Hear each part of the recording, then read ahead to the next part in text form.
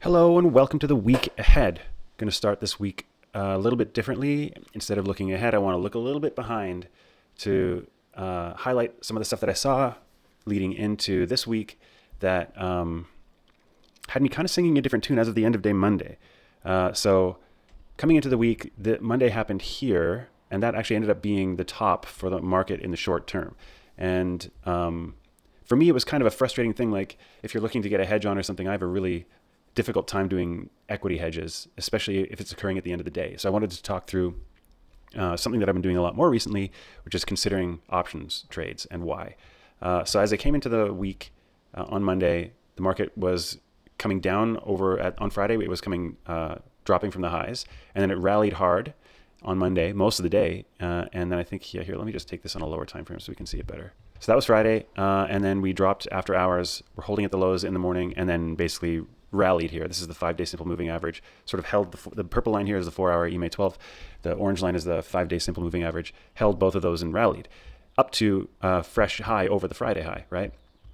And as we did that, as we broke over that high, it just crossed my mind that, okay, well, we've kind of been in a little bit of balance here, right? Like if I zoom out again for a second, oops, wrong time frame, and look at it, like where were we as we came into the week?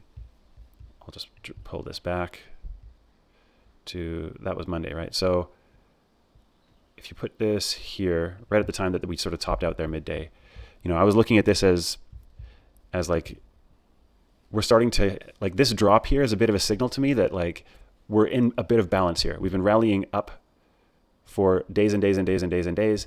And now it just felt like we might be heading into a bit of balance here. And that basically comes from this. Let me just draw my profile on here. So we came into this range here. I'm going to draw it all the way over to there. And this is what I saw, right? Like, yes, we're going up, but we're also, not staying up. We're coming down and testing the same sort of lows. And as we tested this high here on Monday, it crossed my mind, if we can't push higher and keep getting extreme like we have been back here, then it's just less extreme than it was before. And that means that we could be heading into balance. And if we're heading into balance, then balance rules are in play. And so this would be a great place to actually get short, right? That's what I was thinking as we were breaking these highs on Monday morning, Monday midday. What time was that at? 10:30 a.m. my time, which is 1:30 p.m. New York time, East Coast. So that's what I was thinking. And as I was thinking that, like, here's what happened. Let's just click it out a little bit. Okay, so into the close, we got a little bit of balance and then sort of moving up. And as we were coming into the close here, I was thinking to myself, this sucks. I want to take a short here, but we could gap up tonight, right? Like that could be the end of it. And if I take a short here, like with equity, then we could have a massive gap up. I could be completely wrong in my theory. And who knows how much money I could lose if I did that. And I thought, I wish there was a way to get short here with putting and only put a limited amount of money at risk. Like I'd be willing to bet. Like I really have, my EQ is going, my spidey sense is tingling. And I'm like, I bet you this is it, but I could be wrong.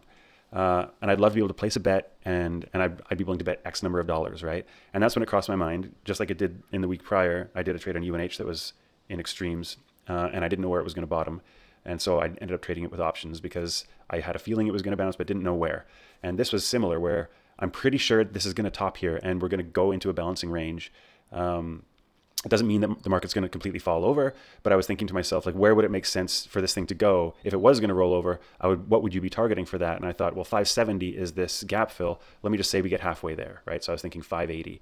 And so at the end of the day, I went to get long puts on SPY 580s for, I figured, I don't know, next Wednesday or something. And at the time I ended up buying puts, it was like 181 per contract. And I then as I was doing it, I thought, I'm just going to confirm with ChatGPT that there's not a smarter way to do this because I talked to ChatGPT about everything. And Chat suggested that I do a vertical spread. And so I canceled the order that I had made and like I didn't cancel it. It was in, but I sold the puts that I had and it was already a little bit profitable when I did that. So I got a tiny little sliver of win right there. And then I tried to do the vertical spread and it turns out that because I've never done these quote unquote advanced options trades before, I was not allowed to in my TradeStation account. So I went back to put my put just get long puts there, and the market had closed and I couldn't get a fill anymore. So that was really disappointing because what happened? It topped after hours and then it went down. And the next morning, it was already down enough that like I think by the morning time it would have been a 2-to-1 trade, and I could have taken off half and called it risk free, and then just told myself like if it gets above here, I'll get out of the trade. Like still thinking like an equities trader because I don't really trade options very much, but like I could have gotten risk free on it, and then look what happened. By the end of the week, I think those next Wednesday 580s were going for something like $7, and so that would have been a really good trade for me, and I didn't get in it because of a little technicality. But the point is, I was correct. We were heading into some balance. This was a great place to get short, as we were extending above the prior day's high, and immediately rejecting from it. Right, that was my clue. Where I'm like, we immediately reject from the fresh high. Like either we're gonna go bonkers overnight and we're gonna like do like a cup and handle type thing, or it's cooling off, and obviously we cooled off. And so I look at this now, and I was by the time the next morning came, I was like, now we're in the middle. Like if we're in the middle of the range, I don't want to get short in here. It's too late for that sort of a thing, so I'm not going to do it. I don't really know what's the best place to do it. Where would be the next signal?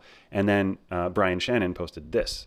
So on Wednesday morning, I'm in the Alpha Trends community. I follow Brian Shannon. I think he's a great trader, sort of the godfather of anchored VWAP.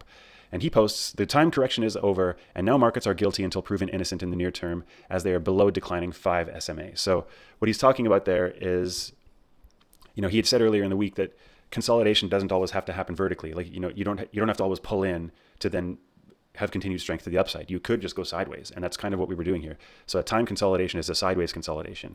And so all of this, like as if you then drag this out over the further time that happened, even up until this point here, this is just a sideways consolidation. But then when we broke down out of this, that was your first clue. Oh, we're going a little deeper than we thought we were going to go. We might be pulling down out of the bottom of this range, and then we come back up and then again reject. And now what do you see here on this day? That's actually Thursday. And he called it on Wednesday by the end of the day that the 5-day was now declining. It had sort of topped. If you zoom in real close here, you can kind of see what he was talking about. I'll even go smaller time frame. Let's go 5 minute. So he saw this orange line as the 5-day simple moving average, and it topped here on this tank that we had on Wednesday, and it started to go down. He saw that, and that's what he's talking about. As soon as stocks are below the declining 5-day, he immediately saw that and was like, okay, now if the 5-day is declining, that's a turn you need to pay attention to. And I posted this in the Chart Guys community, and I had people laugh about it and thinking they thought it was kind of silly to call it so early. But in the end, it was not silly at all, because what followed was more downside. So the clue that he saw was right here, and he was right. So now we've had 2 signals, right? So like from that point there where you're like, okay, now we've broken out of this range, we're trying to get back into it. We reject from the 4-hour EMA 12, this purple line right here, and come in again. This here would have been your next opportunity to get short, I think.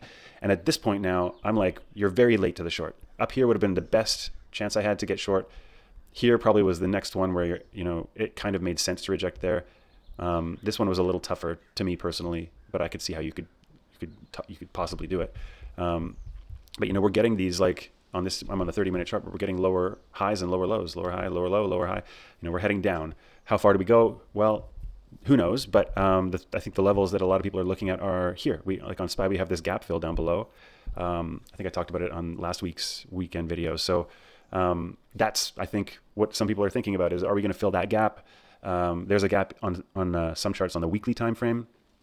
And so there's a narrative to be had there. There's a that you can be watching for, right? Where if we are able to fill that gap, then that could be an area of interest for the bounce.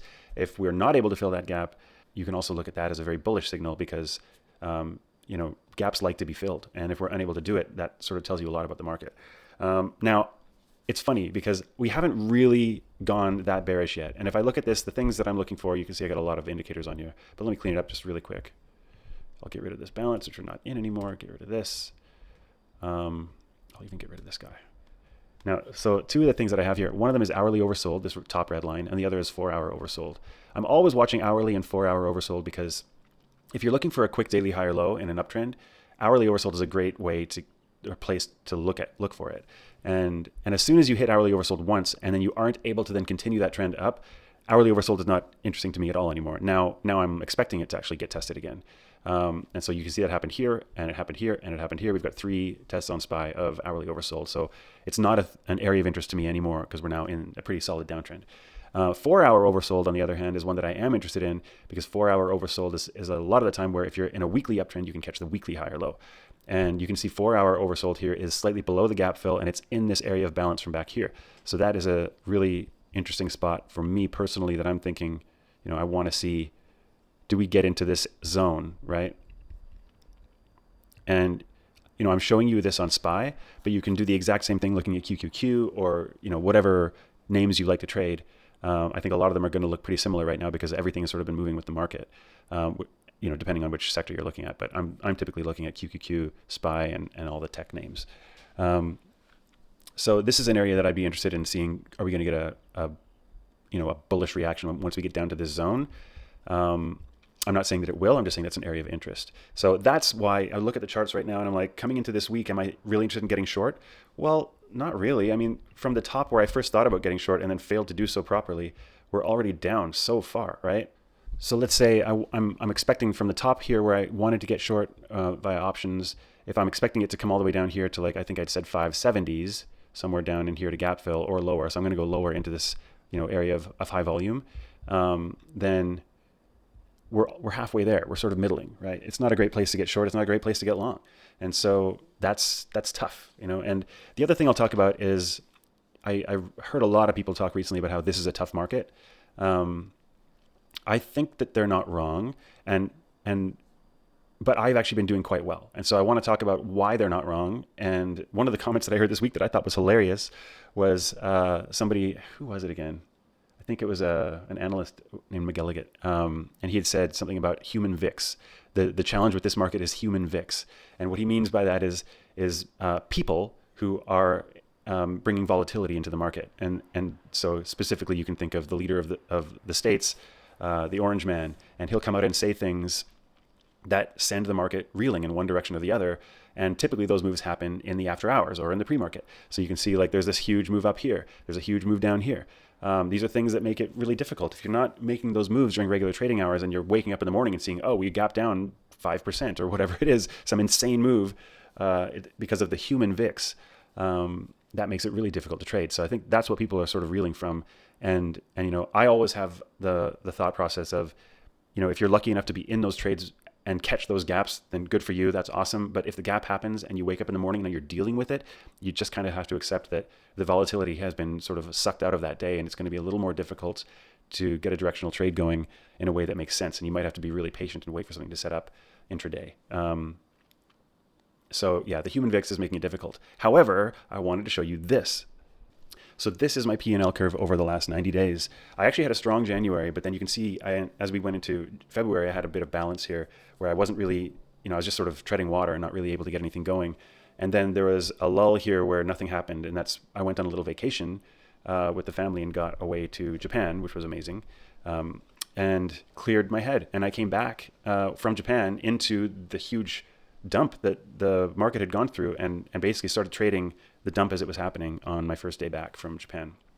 And you can see the results, right? Like I've had a really, really good run trading here over the last month and a half since I got back from Japan. And so how have I been able to do that in a market where people are saying that it's incredibly difficult and challenging? And the answer is patience, waiting for the setups that make sense to me. Yes, but also patience in recognizing when the opportunities just aren't there and just not doing anything. And so any drawdowns that I've had here, like this little drawdown I had here, those came as a result of me not doing that. Those came as a result of me saying, I want to keep winning. I want to make today a winner, and just pushing things when they weren't there. The opportunities just weren't there. So I want to talk about the kind of trades I have been doing that have been working. My best setups are daily higher lows, weekly higher lows, and monthly higher lows. And my favorite of those is monthly higher lows. Monthly higher lows are typically marked by daily oversold. And so when we came back from Japan, one of the reasons that I did so well was because I recognized the opportunity that was in front of us, where we were so extended to the downside, and I really capitalized on that more than I ever have before.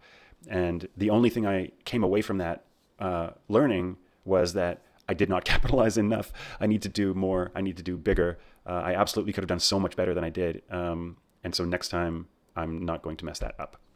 Now, on these days like we've been in, where things are gapping in certain directions, if you're not already in that move, what do? How have I been able to continue to make progress in trading when we're in this kind of choppy zone? And the answer is focusing on momentum trading. When I'm not getting a daily higher low setup, or a weekly higher low setup, or a monthly higher low setup, which, yes, you got to wait sometimes for those to occur. You just got to be scouting the stocks you're interested in, looking for the strength you want to get, and then being very patient and waiting for those to occur.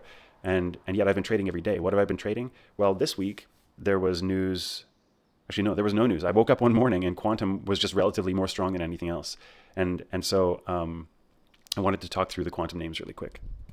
So over here on the right, you can see I've got, this is my hot list, and I've got quantum computing in here. I've got AI. There's a few other things I have down below. But IONQ, RGTI, and QBTS were the big ones I was watching this week. QBTS is in blue sky breakout right now. And it's been the leader. It's been the one that's been the strongest in the days leading up to what happened this week. But on the morning in question, which was, let's see here, Thursday morning, all RGTI, QBTS, and IONQ were all very, very strong in the morning.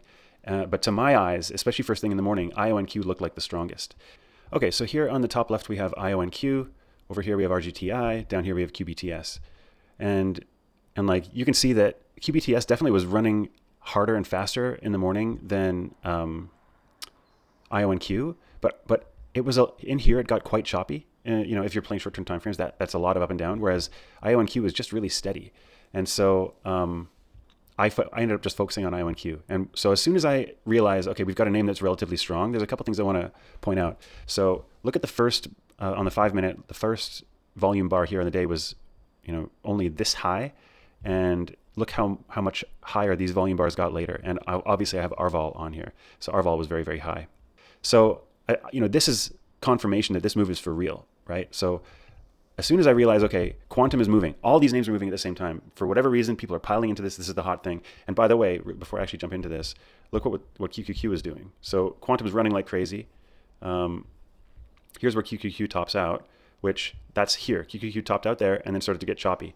You can see where my crosshairs align. And quantum just kept going and going and going. And so this was basically QQQ. You can think of it on this chart. QQQ represented the entire rest of the stock market that day. All the money was going into quantum computing, and everything else was not getting touched at all. And so I immediately recognized the momentum. I'm like, okay, I got to figure out a way to get into this. I'm down on the 1 minute time frame because it was going so fast. So I have an indicator here that I call my MA Rider indicator or template. And really, it's just like I'm trying to determine what moving average is this thing riding. And so here we had balance in the morning, and then suddenly here at 6:52 a.m. my time, we had the breakout, and you can see the high volume. And this is higher volume than we had on the first 1 minute candle. Not as meaningful as the first 5 minute candle, but that ended up happening as well. You can see all this volume piling into these candles. So how do you get in here, right? It's really difficult. And the way I think of it is when I'm trading names like this, I've got to treat it like a miniature version of what I typically try to do on the daily or weekly or monthly time frame. I'm just looking for a trend that is showing predictability, and I want to get involved in it as quickly as possible. So I know that on this day when I was looking at this, look how far away this is from this 1 minute EMA 12. It couldn't even touch the 1 minute EMA 12. This is in incredible strength. And so I was actually down in the 30-second time frame. So here I am on the 30-second time frame. We've got this stuff breaking out. Here was the first big signal, this little 30-second candle here. And I'm not aware of it yet, right? So by the time I realize what's going on, we're probably somewhere here. And so it began at 6:52. Now I've realized what's going on at 6:56. And the way I realize is because I'm in 3 different trading communities, and I'm always watching what everybody's talking about, and I see people say quantum's moving. And so I run over and I look at the symbols, and I realize, okay, yeah, we've moved up. We've already had a little retracement. It could be a 30-second EMA 12 rider. I'm not sure. And then we get this solid move up, and I'm like, oh my God, I got to wait for the next pullback. And so the way I trade these is I'm waiting for a pullback that holds this EMA. And my thought process is, I don't know how long this is going to go. I need to find a way to get in that gets me risk-free. Because sometimes these things can run and then just immediately reverse. However, when you get that 5 minute signal where the first 5 minute volume candle is smaller than a later morning 5 minute volume bar, then that's a big sign that it's real volume coming in that might sustain it, right? But even then, it could be sustained, but it might pull in deeper here, right? It's like it hasn't proven anything. I feel like in order for it to be a true trend rider, it needs to have held the moving average, like come back and tested it 3 times But you can see, here's the first time, second time, third time. Did it continue up? Yes, but then we did get balance and it started to violate it more. So by the time we get up here, I've made a little bit of profit. Maybe I got in here. Maybe I got in here. I'm not talking about the actual trades I did. I did trade this, but that's not my point. I'm just talking about how do I find winners in this market? That's what I'm looking for.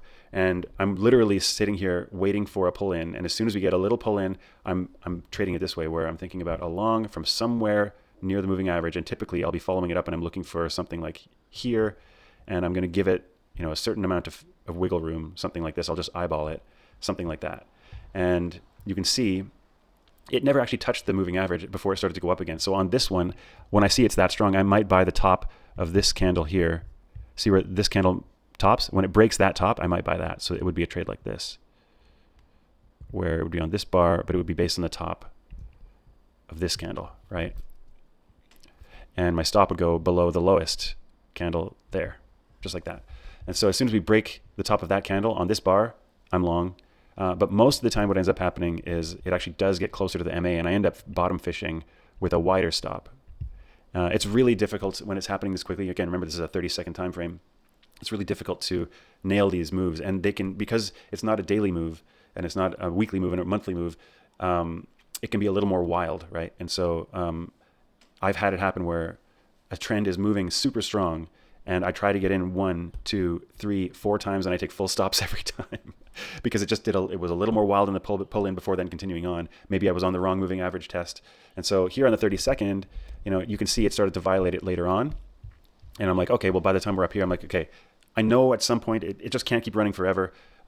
Maybe it's going to be a 1 minute EMA at 12 rider. Maybe it's going to be a 2 minute. Maybe it's going to be a 5 minute. Maybe it's going to be a 15 minute ultimately, where it has a big pull in, but then it does continue, right? And so I try to get in as soon as I recognize the move. I try to get in as early as possible and stay for as long as I can in that trade, just using whatever MA I believe it's riding as my stop. And so I have a trailing stop. I'm literally moving up manually as the moving averages develop, and I keep bringing it up with me and holding on for as long as I can before it stops. Yes, that means that there's going to be times when it has huge spikes up and then pulls in a lot back to the moving average, and I'll have seen unrealized gains that were really big, and then those shrink dramatically as it pulls back into the moving average. And so it's a roller coaster ride. It's a roller coaster ride for sure. But this is one of the ways that I've been catching moves and making money in this market, because if you miss those daily, weekly, monthly higher lows, and you're not in the stock that's trending and gapping, then you've got to find your trades intraday. And so if there's volume pouring into a sector that has the potential to really move, then you have to believe it, and you just got to try to get into that trend. So one last note on options trading. I did trade IONQ again on Friday, and I traded it in here. So again, on Friday, I was hoping that we were going to get a day 2 continuation for IONQ, because on this day we moved up. Like, this move is insane. From the bottom here to this top, that was a 44% move in IONQ that day. Just absolutely insane, monster move. And then on Friday, I knew the most likely scenario is an inside bar. However, once that inside bar is set, because there's so much momentum in this name, it could gap up into the next week, or it could then continue. It could not gap up and then open and balance again, but then push up in regular trading hours. So this is a name that's a top watch for me going into next week.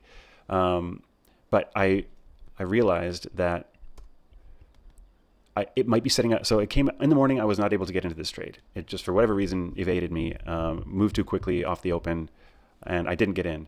And then I recognized that there was, a balance here that was forming, and I tried to get into this balance here for continued upside. I bought this dip with a stop below here somewhere, and I got risk-free on that dip, and then it stopped me out here.